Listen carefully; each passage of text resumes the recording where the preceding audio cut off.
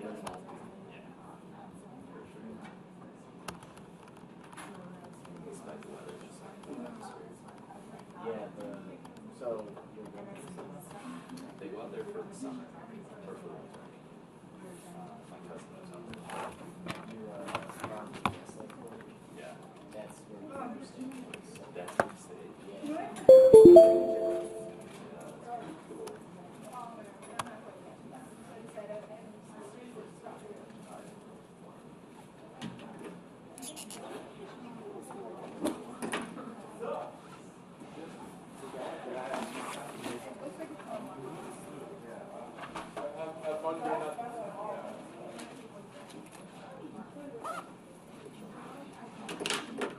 All right, might as well get to it. All right, so questions before we start from last time. We're going to start exactly where, well, not exactly where we finished. We'll start over again, but we'll start with the PV loop. We're going to do a lot of PV loop stuff today. So, any questions from stuff from last time that we did? Not necessarily on the PV loop, on anything else that we did. I had a question concerning the backups. Yeah. Because we talked about how once you knock out like the nodes, you get to the bundle piss and the fibers. yeah, and so the beats per minute decrease. But I was wondering, are those auto-rhythmic then? Even though they're not nodes, they still like, They have the produce their own. ability, yes. So they have the ability to start. They convert back the state. It's a latent state, right? It has to be activated by the ineffective activity or lack thereof activity in the nodes. So they have the capability to have these funky F channels in this T, but they're not always active, which is really, really cool. Right? But yes, they become auto-rhythmic. And they only become auto-rhythmic when you knock the others out. Because if they were all auto-rhythmic all the time, right, they would all be competing against each other and sending out signals, and that would cause arrhythmias. And that's actually what happens to some people. I actually used to work with it. When I was in industry, I had a technician that worked for me. And she had this arrhythmia thing going on in her, I think it was atria. And this is exactly what was happening. She had the SA node working, everything else was working, but I don't know how this happened, some of her cardiac myocytes in her atria had become autorhythmic. So this happens, they're called atopic pacemakers. And so this signal would compete. The SA node would send out a signal, and then it wasn't regular, but these cardiac myocytes, which normally contract, took on this characteristic, and they would so you have electrical current going in different directions, and she actually went into the hospital and they ablated it. So they went in and they just burned them. They could pinpoint them with the electrical activity and they burned them. Yeah. Is that kind of like Parkinson's syndrome? What's that called? I don't know it. Maybe. Because it sounds like my sister had it where it's like, it's kind of like an extra pack, like a little extra thing where it does cause, like, like if you're sitting here, all of a sudden your heart starts racing. It starts racing. And then, but you're not doing anything, you're Yes. not doing any, like, Yeah. anything excessive. Yeah. Yeah. So there are all types of these abnormality, these conditions like this where these weird atopic pacemakers come out. So the system, when it works well, they only activate as the other systems go down. And when they're partially activated, then, so if the SA node partially goes down, then the other one, the AV node, will partially kick in, and that's not even a good scenario because you'd rather just have one partially working versus two partially working because that's sort of a bad idea. It causes problems. So anyway, it is problematic. So, and as a clarification, I know I said the node, but it's actually the AV junction that takes over. The node is just the pathway, but the insulated barrier, the junction itself, is actually where the autorhythmicity begins. The AV node is really a pathway, and so I say that to students really because it's easier for them just to think of the node, but it's the actual junction which is the insulated layer that becomes autorhythm. So if you say AV node AV junction, that's fine. But technically that's not correct. Okay. All right, so we're going to start here again. We'll start at the bottom. So one thing I want to say is that I have this, an updated version of this with the systolic curve. You have it here, so I must have handed it out. But I also have, and I don't think I had these printed out. I'm going to have them printed for you. When I have time today, I have these other sheets that I created, and I thought I had printed them out for you, but I don't think I did because the other class didn't have them. So I have this sheet and this sheet, which I made by hand. I have them scanned in. I will send you all a copy via email.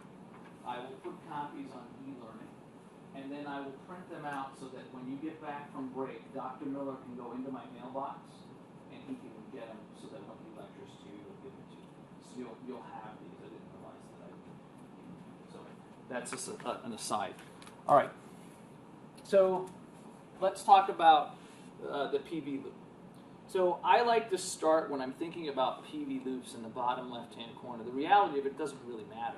That the loop always goes in this direction. That's how the loop goes. Okay. So let's just refresh our memories. Pressure in millimeters of mercury. Volume in terms of mil. You could do this in liters too. Doesn't matter.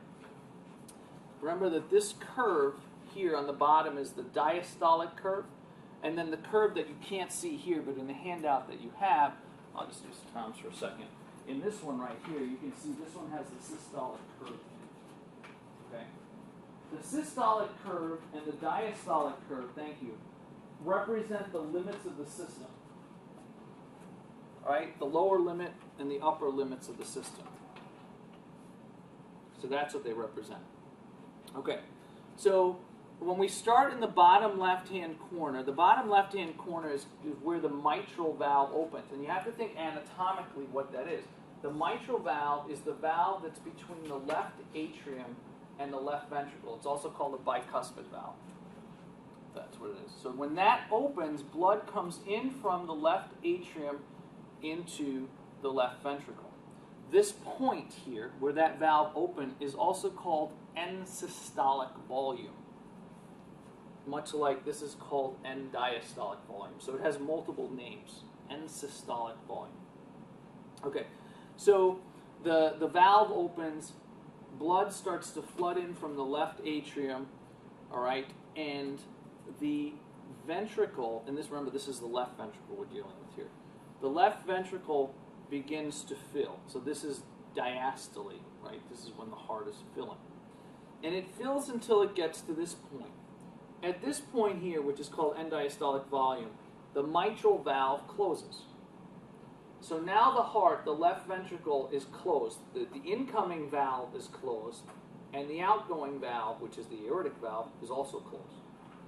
The left ventricle begins to contract against the fluid. Remember, fluids, we're going to think about fluids as not compressible. So as soon as it begins to apply pressure, that pressure, if you have an electrode in here that monitors pressure, will immediately show an increase in pressure.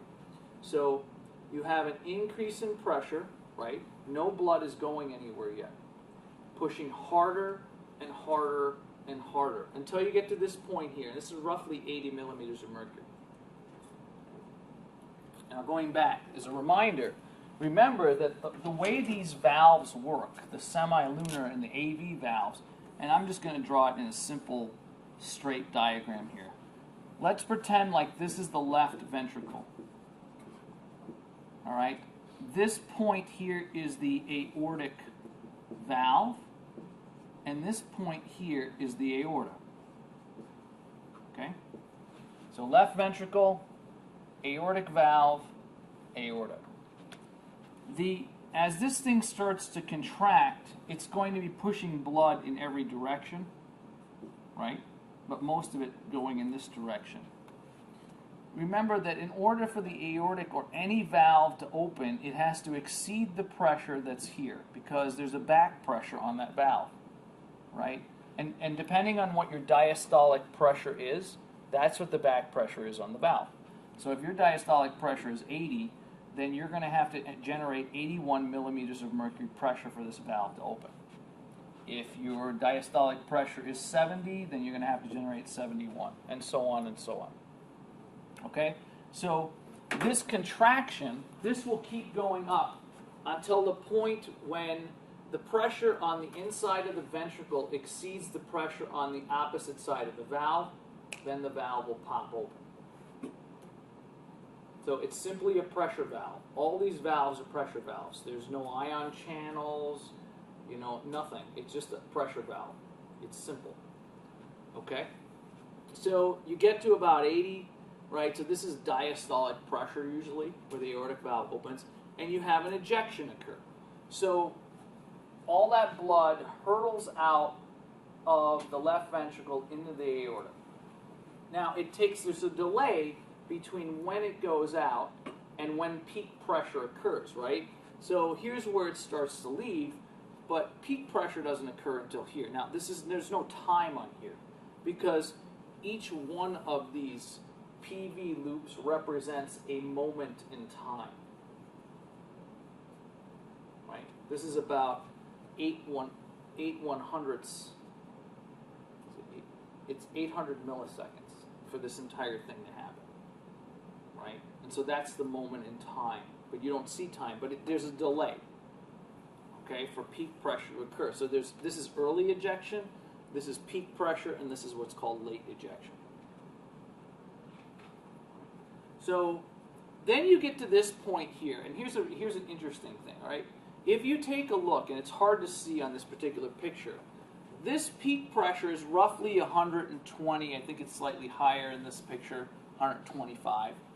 This typically is about 80.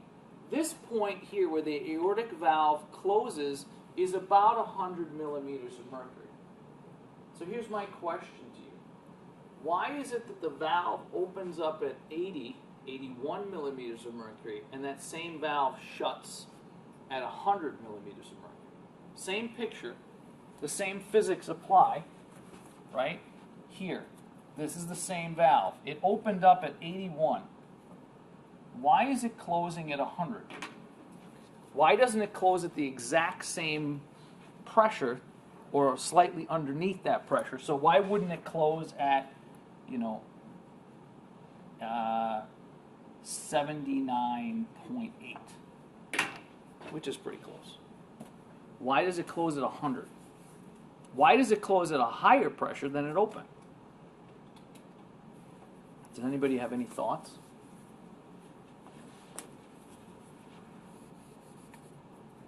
All right. So when blood, I'll give you more hints. When blood leaves, right? Remember, this thing represents the aorta. When blood leaves the left ventricle, it pushes really hard and fast against the aorta. The aorta expands, right? Because the aorta, for those of, and most of you, not all of you, but most of you in this class took anatomy with me. If you remember, we talked about arteries. And there are different classes of arteries. And the largest class of artery are the elastic arteries, of which the aorta is the biggest.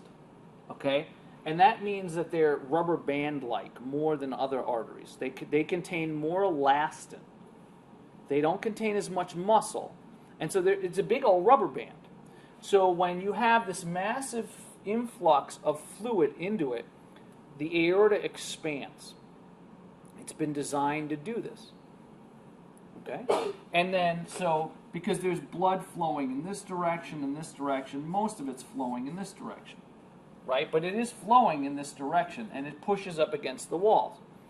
As we get further and further along into late ejection, what happens to the blood flow out of here? What happens to the flow rate between the left ventricle and the aorta? Does it decrease, increase? Decreases. Decreases, right? It's going to slow down. Okay, this is a rubber band-like organ. What is this rubber band-like organ that's just been expanded as the rate of flow coming out of the ventricle slows down? What is it going to start to do?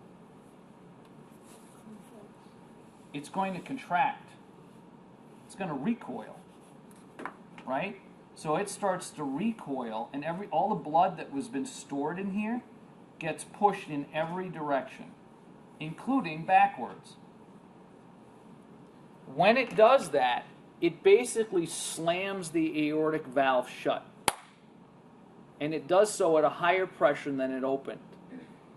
And so that's the reason it slams shut, because of the recoil.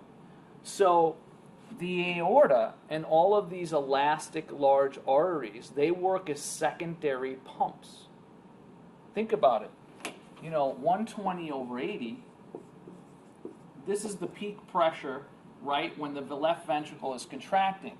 This is the pressure in the arterial system in the aorta during diastole at rest. If it was not for the characteristics of these large elastic arteries, instead of having 120 over 80, you might have something like 120 over 20. Why is that important? That's not a good thing, by the way. The difference between systolic and diastolic pressure is called a pulse pressure. The larger the pulse pressure, the more damage you do to the cardiovascular system, right? In a normal pulse pressure, 120 over 80 or so, right, it's only 40 millimeters of mercury. So normal pulse pressures are between 30 and 45 millimeters of mercury. That's okay.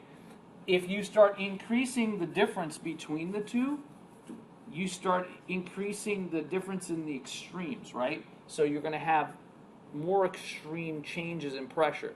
Anybody that's an engineer, a physicist, an engineer, will tell you that the more extreme the shifts in whatever it is on a structure, the more damage you cause to it. The system would rather see a more consistent, steady flow, pressure, wind, whatever. It's a lot easier to deal with. But these big jumps are dangerous. Okay? So, and the other problem, not only are they dangerous to the vessels, in order they cause damage to the arterial system, but 20 millimeters of mercury pressure is not enough to perfuse the system. There are the two. If I said, what are the two most important things that your cardiovascular system wants to regulate? Two things, two factors of everything we've learned so far. The two most important things are cardiac output and mean arterial pressure. If you have a diastolic pressure that drops down to 20 or 0, you're not doing a good job regulating mean arterial pressure or cardiac output. You're going to die. Your cells are going to die. Okay, and that's not acceptable. So part of the system evolved to have these large elastic vessels that do this job. This is actually called, it actually has a name. It's called the Windkessel effect. And it's named after the fire trucks that were used in the United States around the turn of the last century. And the way these fire trucks were designed, the early fire trucks, is they had a big tank on the back of a truck. Okay? And inside the tank, they had a giant bladder. Okay? So they had a place where they had water. One part of the tank just had water. Another part of the tank connected in between the flow, where the tank, the reserve was, and the actual hose, had a giant bladder in it. Okay? And so what they would do is the firemen would pump the water from the tank, the storage tank, into the bladder. When they were pumping, when they were physically pumping, they were pushing down, water would spurt out of the hose.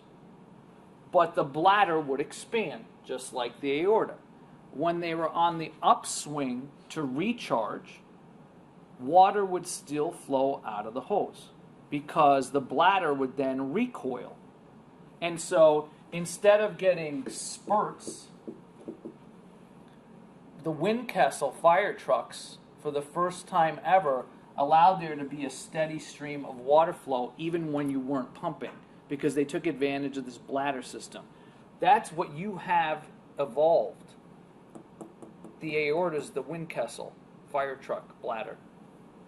It's kind of cool, actually. So it's called the Windkessel effect. All right. So that's the rationale why this valve closes at a higher pressure than it opens at, because of the Windkessel effect. The Windkessel effect slams it shut earlier than it would have. If this was not an elastic vessel, it would pretty much, the valve would close pretty much at the same pressure that it opened at. Right? Because you wouldn't have this back pressure pushing. It would just slow down, and as soon as the pressure got lower, there'd be 80 millimeters of mercury in here. It got to 79.8, it would close. So these two numbers, you can't see them here, right? These two would be straight across. They'd be the same. But they're not, because of this effect, the Windkessel effect. Questions on that? Does that make sense to everybody? It's a really important concept. It's not something that's intuitive, right? It doesn't, like, no one comes up with that on their own. Okay. All right, so the aortic valve closes, and then this is end-systolic volume, and this line is called isovolumic relaxation. So, and then we start all over again. Okay, so that's one loop through. That's one cardiac cycle through. So now what I'm going to do, and again, I don't have this for you, but I'm going to redraw part of this. Okay? I'm going to give you two easy examples. You'll have these. The ones on here are actually a little bit more sophisticated, but there's some easy examples, some practice. Okay? So I'm just going to redraw them for you. So here's the question.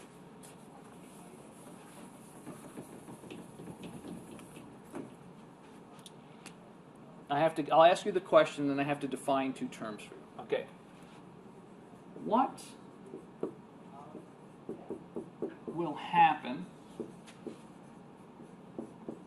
to the PV loop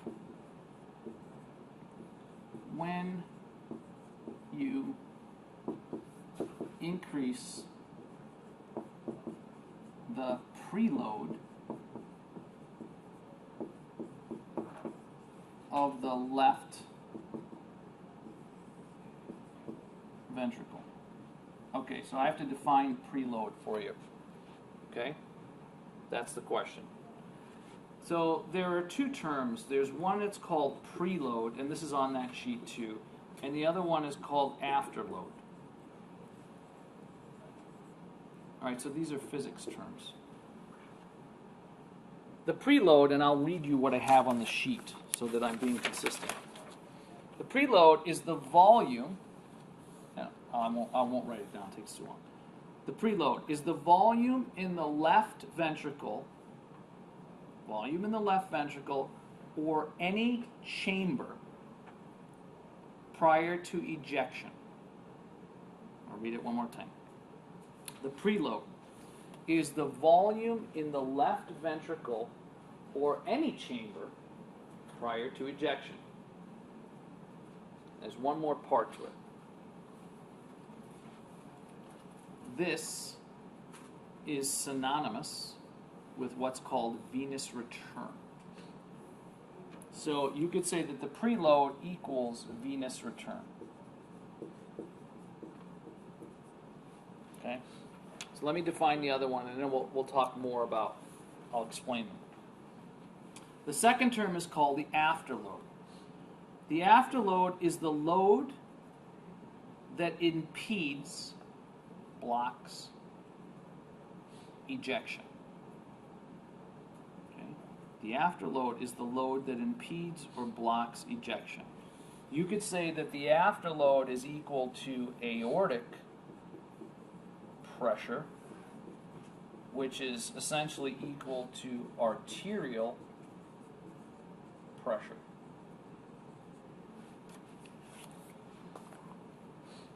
Okay, so let's talk about these two first, and then let's try to answer this question together.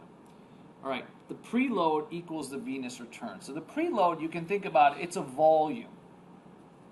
Afterload is a pressure.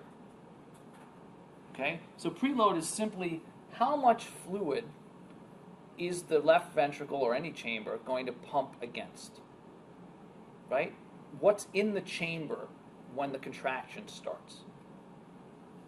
And this, the afterload, is what is blocking that aortic valve, right? What's blocking this aortic valve here from opening?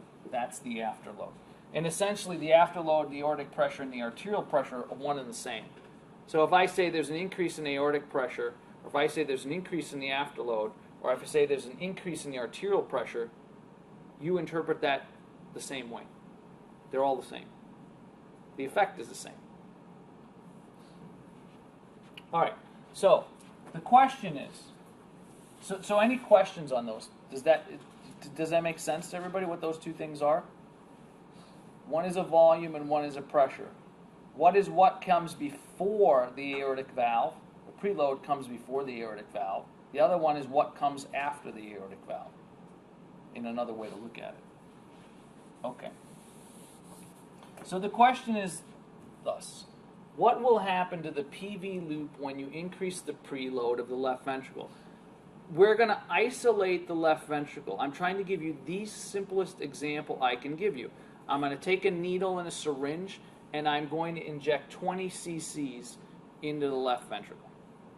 So it's only affecting the left ventricle. All right, so we're going to draw the PV loop. Right? You're going to do a better job than I'm doing here. But for speed, I'm just going to do this. Right? And you know that this is mils and this is pressure. So this is 60, 120, 180. This is roughly 15. All right. So the way I draw these things, the way I craft a PV loop, as I say, is I try to memorize points of interest, right? So I say, well, end diastolic volume is, I don't know, 15 millimeters of mercury. It's about 150 mils. Peak pressure is roughly 120. That's about 100. The aortic valve opens at about 80. It closes about at 100, at about 50 mils. Right? And so when you put all the pieces together, it looks something like this.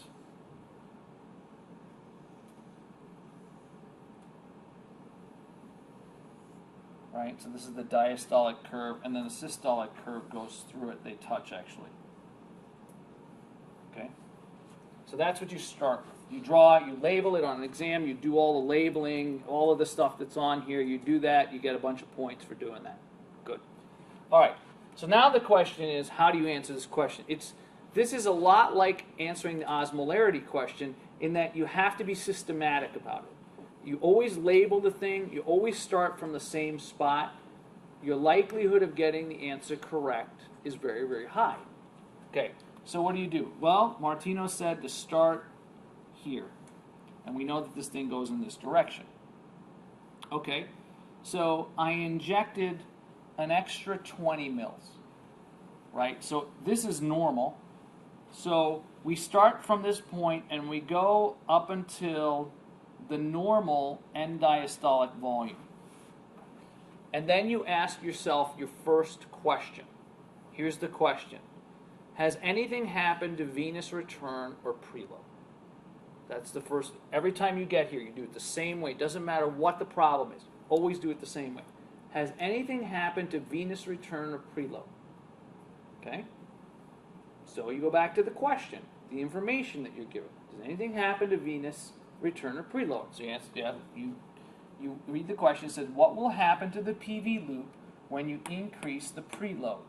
Oh, of the left ventricle by, this is what I forgot to put in there, by 20 mils or 20 cc's. Sorry. I wanted to be more exact. Okay, so just add that. So, yes, there was an increase in the preload. Do we know how much? Yes. Okay, we know it was 20 mils. Does it have to be a number? No. I could just generally tell you it's up, and you just have to do it that way too. But having the number actually makes this a little easier, right? So you say, well, what does that mean? Well, the first part of this is going along this diastolic curve, right?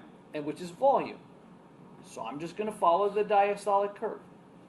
I'm going to go out. This is 200. We're going to call this 175. That means this point right here is about 170.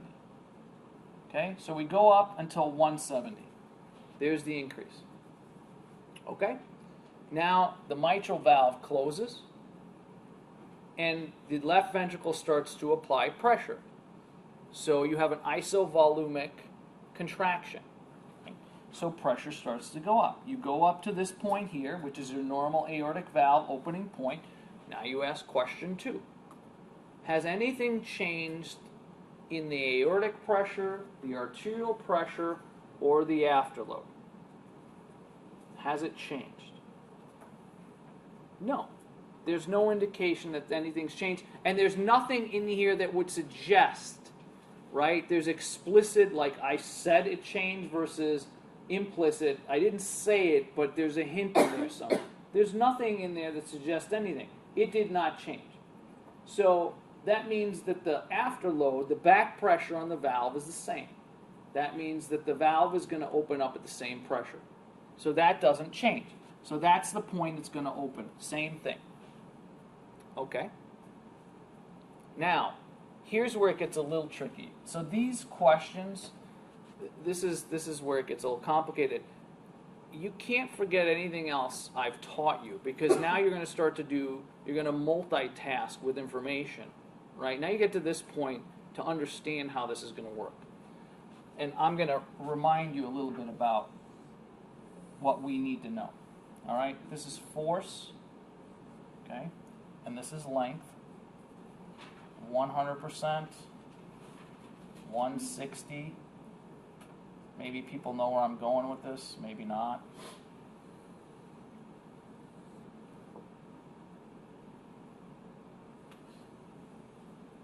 Do you remember this curve? We learned for skeletal muscle, right? The passive active tension curve with total tension. This curve here is passive, this is active, and the dotted line above is total. Now this is the curve as I drew it for skeletal muscle. All right, everybody with me so far? Remember? What is special about 100% of length? It has two potential names, two potential ways to label that point in skeletal muscle. Do you remember what those two potential labels were? Say that? Optimal length. So Anu is right. One of them is optimal length. Yep. Resting length? That's correct. So in skeletal muscle, optimal length and resting length are identical. One of the things I said when we learned about it is said when we get to the cardiac muscle, there's a caveat. Optimal length and resting length are not the same anymore because your heart is not set at optimal length. So if you were to superimpose where the heart lies on this curve with an X in a different color,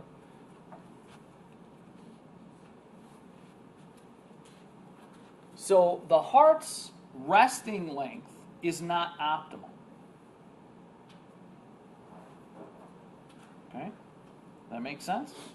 When I say optimal length, in terms of, somebody put it in terms of actin and myosin. Think about the sarcomere.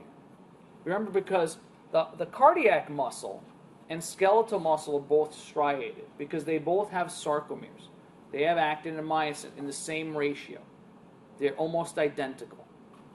Okay, so when I say, or anybody says optimal length, and I say define that in terms of the relationship between actin and myosin. What does that mean in terms of actin and myosin?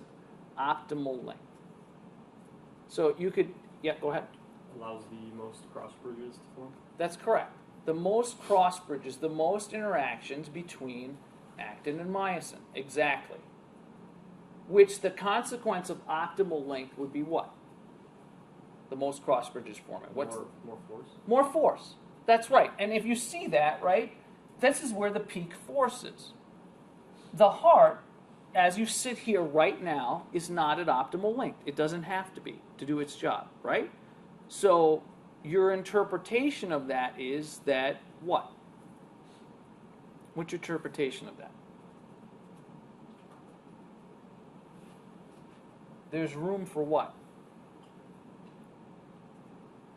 Because this is where the heart is. Where can it go? on this curve? What do you think? Which directions can it go in? Can it go in this direction?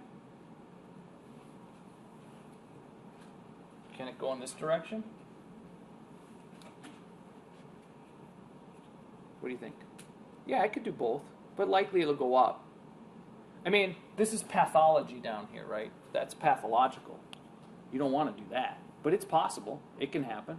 All right, so why am I bringing up this curve? Because we get to this point here. What did we do to the amount of volume, the preload in the heart? We added volume. In terms of thinking about the interactions between myosin and actin, okay, I'm trying to bring us back. How did that change the actin and myosin interaction in the heart muscle cells? By adding that extra volume. What did we do? And give it to me in terms of the curve. What did we do to this curve when we did that?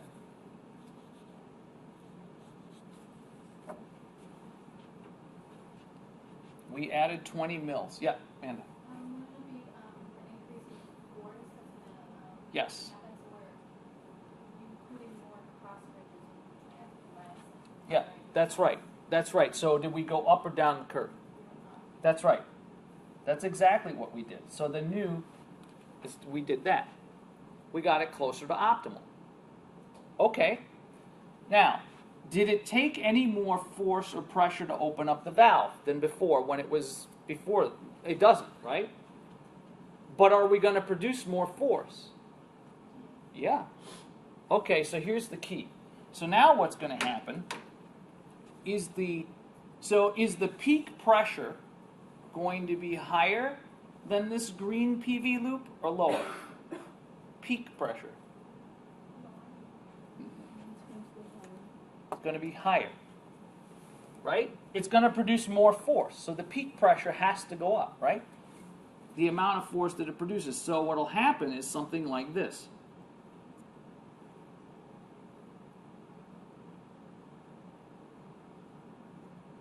And here's the key. It has to, remember, these are the limits of the system. This ejection fraction part of the curve has to touch the systolic curve. Okay, it has to come back and touch. It can't do this.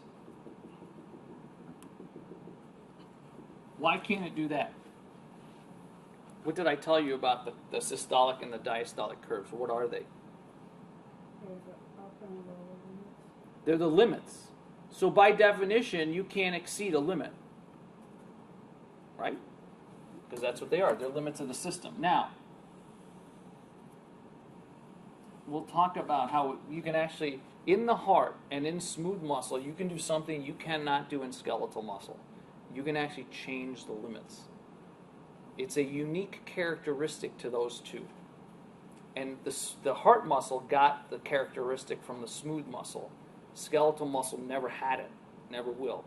You can't change the limits in skeletal muscle. They are what they are.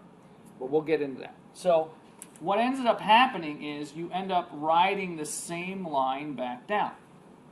There you go. So this, from here to here, in the original one, is called the stroke volume. It's the amount of blood that is ejected from the heart with every beat. What happened to your stroke volume when you increased preload? It increased. That's correct. Very, very good. Okay, so stroke volume increases. Does everybody see that? That this line is longer than this line? Okay. You increased peak pressure, the amount of force being produced. Did you change the end-systolic volume or the opening pressure volume of the mitral valve according to the curve? No, they're the same. So this phenomena that I just showed you explains what is called the Frank-Starling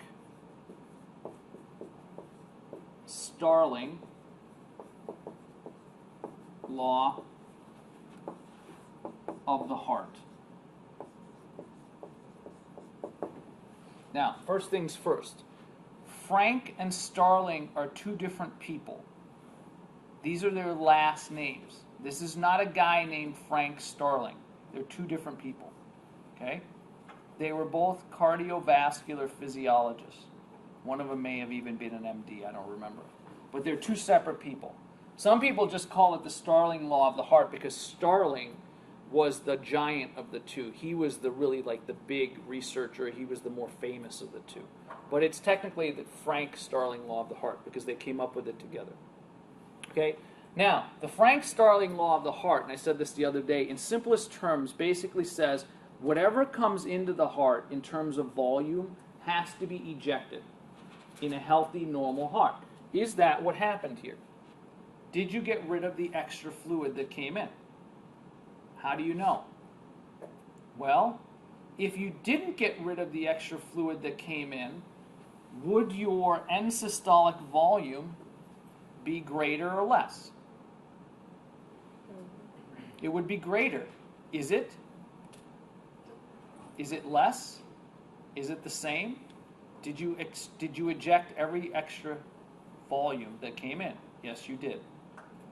So in fact, this shows you the Frank Starling law of the heart, right? In terms of the Frank Starling law of the heart, and in your book there's a different definition. It basically, the Frank Starling law of the heart more optimally aligns the actin and the myosin so you could form more cross bridges, therefore ejecting the extra volume that comes in. Something to that effect. What comes in has to go out in a healthy heart. That's the easiest way to remember. But it's because of the cross bridge overlap. So you've essentially made the heart stronger, right? You've made it more powerful by adding more fluid to it. That's kind of cool. Does everybody understand that? Does that make sense? Yeah, Kyle. I just have a question. So, with the Windkessel effect, Yes. I'm a little confused because I would have expected that when the ventricle sends out more blood volume and contracts harder, that the aorta would be stretched more. Yep. Which would then shut the aorta valve at a higher pressure. Oh, I see what you're saying. Yeah, I mean, that is technically true the way I drew it. So you hear what Kyle's saying? That's technically true. So it would come in at a slightly, I was trying to oversimplify it. It'll actually come in a slightly higher place. So technically, yeah, is there a little bit of difference? Yeah, I was trying to get over that nuance because that nuance confuses a lot of people.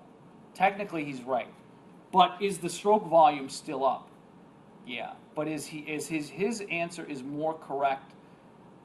I try to stay away from some of the nuances early because it just adds a little bit of confusion. But do you understand what he's saying? If you understand the Windkessel effect, and he's 100% right, then technically this should attach to the curve a slightly higher, which means that this would be up just a tad, but overall, you still ejected the rest of the volume, or the majority of the volume. Does that make sense? So there isn't 100% efficiency in the heart, but for the most part, that's how a very healthy heart will work. If on an exam, just to give you an example, you had done what I just did, the simpler version, I wouldn't have taken off any points. That is a nuance that is it's subtle, right? You really, really got to get that. And if that's okay. In this class, that's okay that you don't get that, right? But if you get it, kudos to you. So either one would have been, for me, 100% correct answer. But that is a better answer. So, good. Thank you. You're welcome. All right, other questions? Really, really good questions. Okay, so now what we're going to do is I'm going to do a slightly different version of another problem here. Okay? So, because the heart, the systolic curve, has the ability to change, okay? It has the ability to change. I'm going to give you a simplistic systolic curve change. And it's predicated on the fact that the heart if you increase the amount of calcium available for contraction, will actually contract harder. So it's something called the ionotropic effect.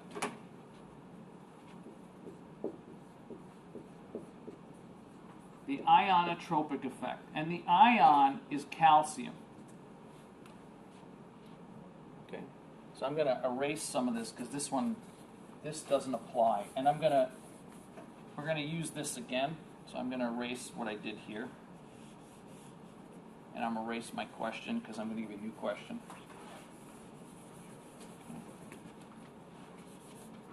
All right.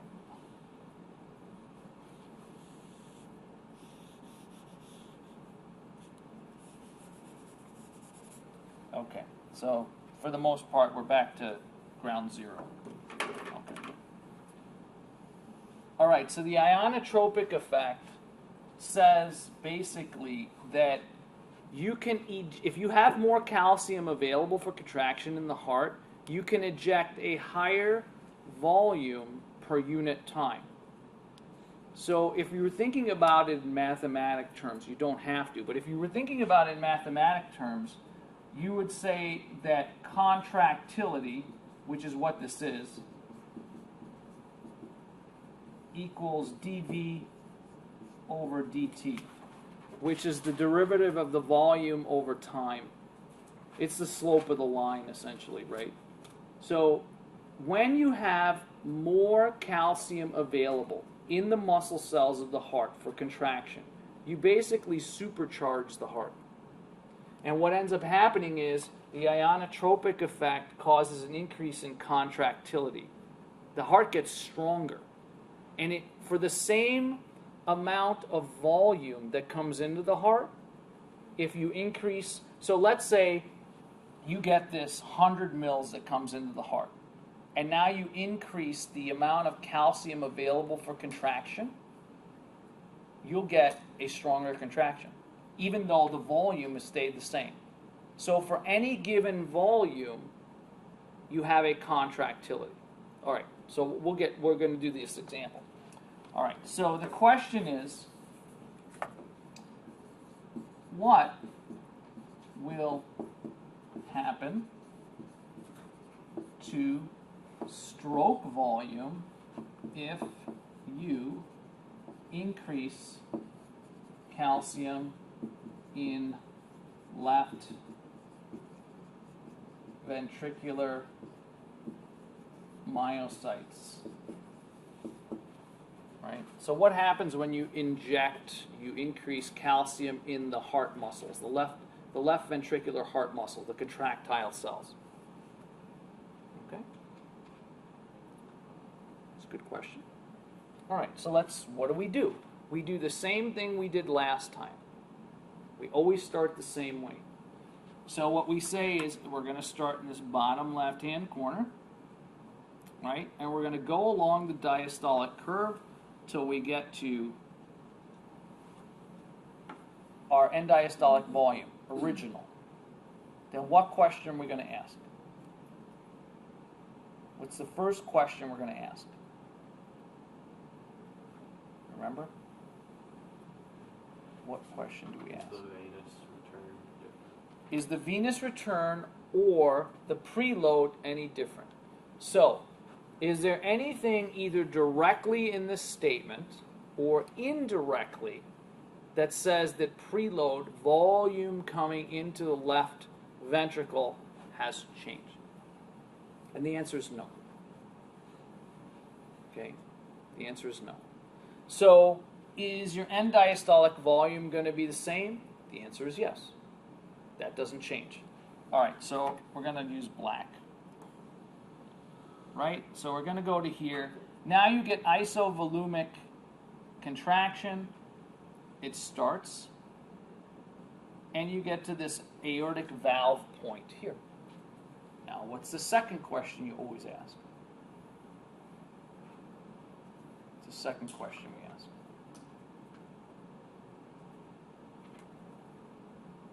What happens to afterload? Has anything happened at afterload aortic pressure or arterial pressure because they're all essentially the same anyway. Has anything changed? No. That's right. We didn't change anything because all we did was we changed the left ventricle muscle. That's all the effect we're having here. Okay? So, all right.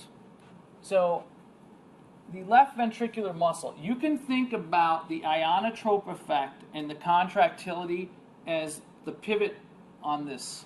So there's a pivot point here, right? If you increase the ionotropic effect, the curve pivots in this direction. If you decrease the ionotropic effect, the curve will pivot this way.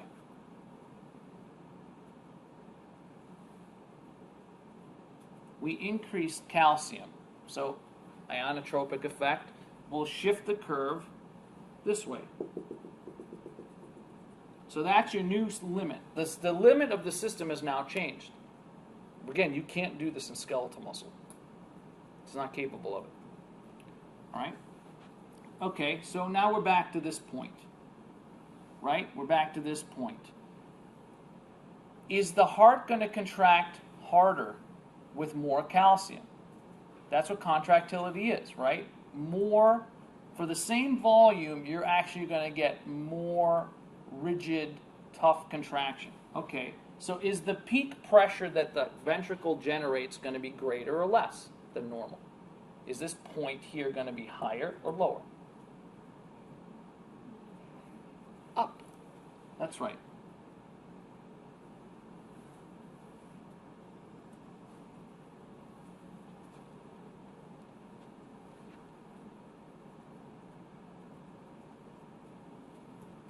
Okay, so then it's got to come down. Have we affected afterload at all? Is it going to go to this curve or is it going to go to this curve?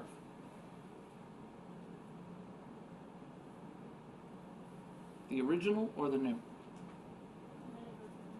Yes, correct. So here's what we're going to do. We're going to go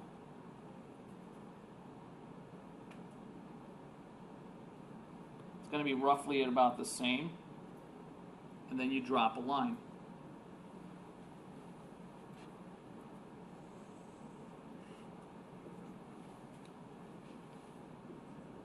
What happened to stroke volume? Go up, go down, stay the same. Correct.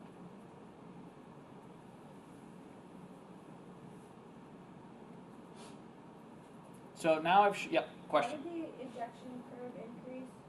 This one here. Yeah, the up one. No, not the stroke one. The ejection curve. This one. That one, yeah. Okay, that's a good question. So does everybody understand Becca's question? Why did we generate more pressure? Because when you have more calcium bound to troponin, tropomyosin complex, right, you have more time. So this is more of a time issue that calcium stays bound. And the longer the calcium stays bound to that complex, what happens? More contraction. So you're just contracting longer and harder. So you do the same in less time. That's what contractility is. So if nothing else has changed, right? If the preload hasn't changed and the afterload hasn't changed, we're using the same forces, except now we're stronger, or we generate more pressure. And that's why this curve can shift over. If, in fact, if the curve doesn't shift, then what happens?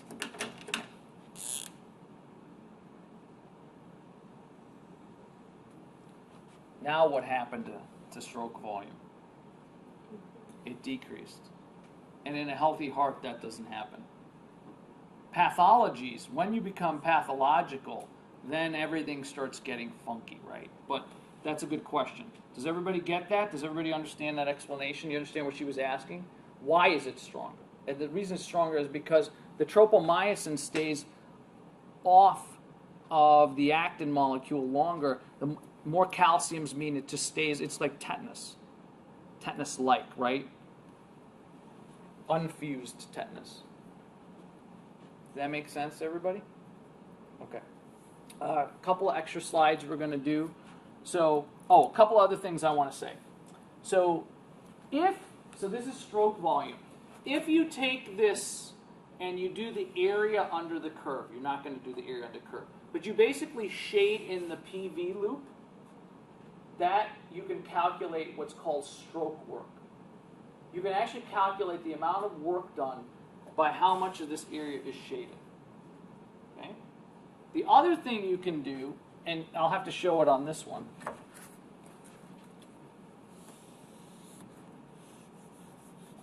If you shade in, so what I'm saying here is if you shade in this curve here, that will equal stroke work. If you continue the shading all the way back to the 0 point in this triangle, both of these together will calculate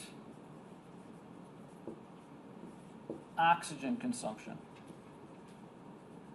I had a cardiovascular professor at the Medical College of Wisconsin who's a biomedical engineer by trade, and so he would do this kind of crazy stuff. He'd actually show us how to do this, and so he was totally into the calculus and how to figure out all of these things.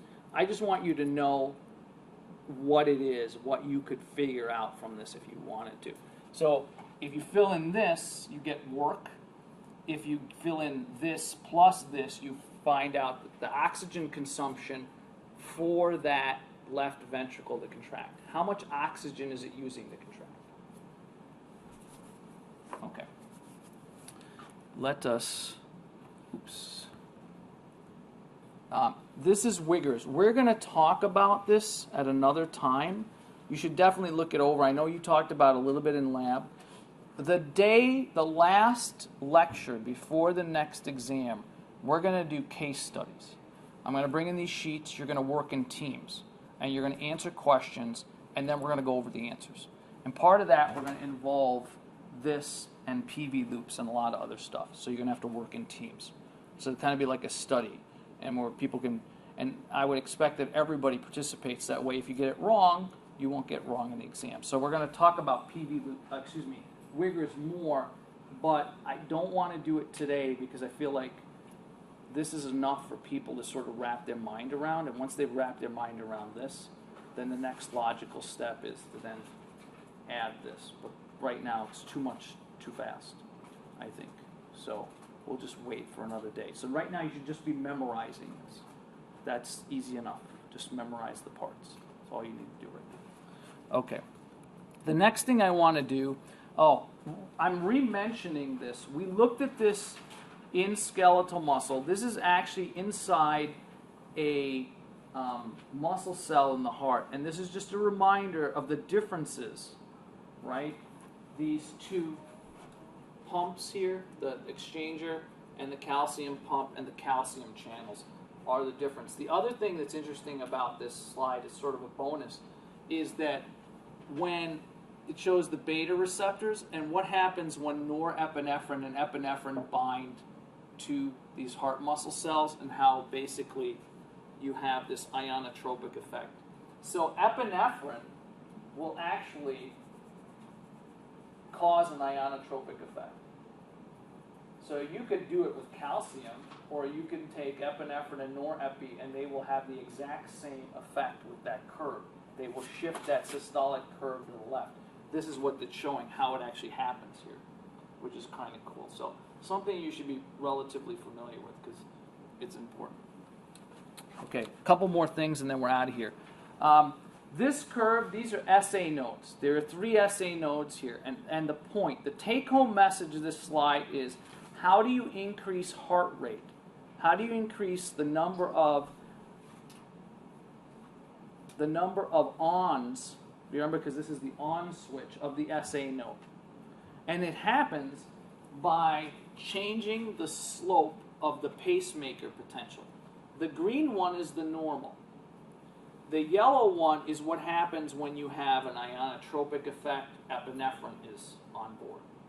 The slope increases, so the number of the number of leaky sodium channels and calcium T channels increases. And you get to threshold faster, you increase heart rate. When you have a parasympathetic stimulation, meaning rest, and digest, you're meditating, you're doing yoga, you're relaxing, what you do is you actually close some of the leaky, funny type sodium channels and T calcium channels. So now it takes longer for you to depolarize and you slow down the heart. So this part of 3, you could overlay them and they're identical. There's no change here. All 3 of these, the actual action potential is no different. It's only how fast you get to the action potential that changes. This is normal, this is with epinephrine, and this is with parasympathetic stimulation. So that's the take-home message here. Nothing more, nothing less. I think there's... Yeah, this is it, the last one. All right. So this is the heart, the SA node, and an increase in heart rate. You have 3 things going on here. Okay? You have 3 things going on here. You have sympathetic nerve activity increase. This is norepinephrine connection. So the nerves are connecting to the heart. Okay? This is plasma epinephrine. This is being released by your adrenal glands. That's what the adrenal glands do. They make epinephrine. And then this is the braking mechanism that's attached to the heart, the parasympathetic. Why in heaven's name do you have all 3? This is how you get maximal effect. So, and you've heard this analogy before if you've had me before. So when you're thinking about sympathetic and parasympathetic activation or how they're functioning, you think about driving a car with your foot on the brake and the gas at the same time. That's how the human body drives these systems. Okay? So that means that the parasympathetic and the sympathetic system are always somewhat active. It is rare that you completely shut one off or turn one off, because in those instances, those are usually life or death situations, and that's part of the override mechanism that's latent within all of us, right? It takes an extreme event to cause that to happen under normal circumstances, and that's because the amount of energy and resources that it takes to do that is so inordinate that death would be the outcome if the body doesn't do it. That's when you do it, okay? But most of the time, you have the braking mechanism and the accelerator on at the same time. So, if you want to increase activity of the SA node, there's 2 parts to the accelerator, the sympathetic nerve part and the adrenal gland part, and then this is the braking mechanism. So you have to increase the 2, you have to step on both accelerators a little bit more, and then you have to release the brake a little. The more you step on the accelerator and the more you take your foot off the brake, the faster it goes. So all 3 occur. And in an extreme case, the pedal's down to the floor and you're not riding the brake at all. And you can go in the other direction too. In the other extreme, the brake is down all the way and you're not on the accelerator at all. That'd be bad, right? If the car be stopped, you'd be dead. So that's not good. Okay, that's it for today. So I will get you copies on e-learning, send you an email, and then Dr. Miller will go into my mailbox the week we get back, because remember, I'm not going to be here for a couple of days, so you guys have off. Don't miss lab. Yeah. I was just going to ask if it was only in lab or You'll have the lecture and lab, and what he's going to do, he's going to give the respiratory lecture, the 3, in the lab, and it's going to be a combined discussion lecture. So he's going to give you the hardest parts of respiratory in lab, and then you're going to do group discussion. When Dr. Miller was a graduate student at the medical college, he taught medical students this way, right? And so you present the information, and then you present problems, and then you have these group discussions, and that's how you're going to learn respiratory. If you understand cardiovascular, respiratory is simply an extension of cardiovascular. So that's who's going to do it. So I'm going to be off. I won't be here the 30th, the 30th, the 1st, or the 4th, I think I get back. I can't remember what day I get back when we go to a conference. Right? So you don't have to be in lecture, but don't miss lab, because if you miss lab, you miss the lecture on respiratory. That'd be bad. Have a safe break.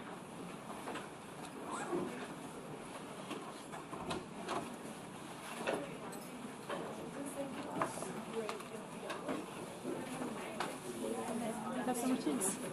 Yes. Will you upload in the lectures over break? Uploading what lectures? Camtasia? Yeah. Yeah, I'm gonna do it. Yeah, absolutely. I think I'm behind by one. Okay. Behind by one. So I have to upload this one, and then I have last classes that I don't have up there. They're loaded onto my computer, but I haven't. And they're on YouTube, but I haven't put the actual the links. But if you could get to the link, they're already there. They're already on YouTube. But I'll be doing that. Yeah. Okay. Absolutely.